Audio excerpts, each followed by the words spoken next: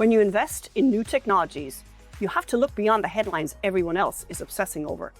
That's true whether you're talking about autonomous vehicles or the topic none of us can avoid right now, AI. At the moment, the fixed costs, the upfront costs, these are billions of dollars, building huge clusters for huge training runs. They dominate both the conversation and also the financials. Yes, the investment in AI is colossal, but so are the stakes. Take ChatGPT, the biggest threat Google has ever faced to its search business. Small wonder then that established tech giants have jumped into AI with both feet. Google, Facebook, Amazon, Microsoft, they're all making money from AI. Every time you do a Google search, an AI query comes in and engages you more. Google monetizes that via adverts. Every time you scroll kind of Instagram or your feed and you see AI-generated videos, somebody's making money off that. So, for all the talk of a bubble, investors have to reckon with the fact that the biggest companies on the planet have strong incentives to keep investment flowing to AI, and they have the resources to match. You need to look at AI holistically. AI is simply what computers are going to become. And the last 50 years have been the story of computers being all around us, in our pockets, and our desks, in our TVs, and this just extends the surface.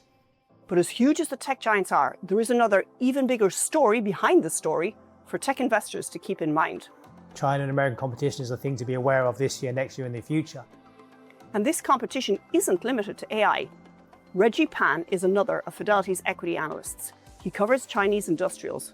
He's been following another example of an emerging industry, one in which China has taken an early lead.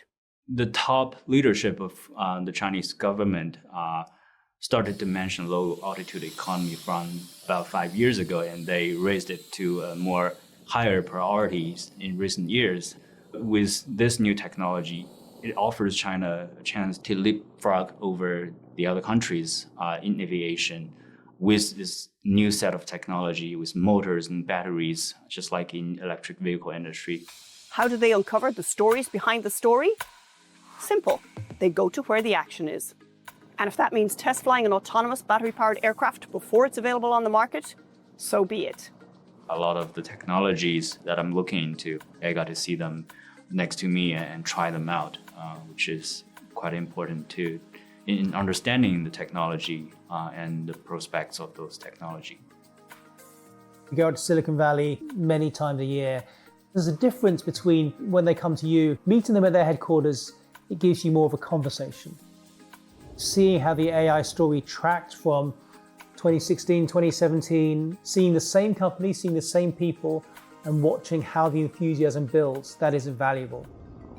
I think commercialization can start in 1 or 2 years already for this technology to carry passengers.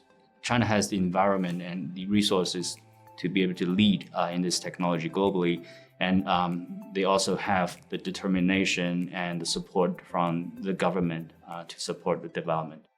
In 2026, we'll continue to separate science fiction from science fact and to look out for the next big thing.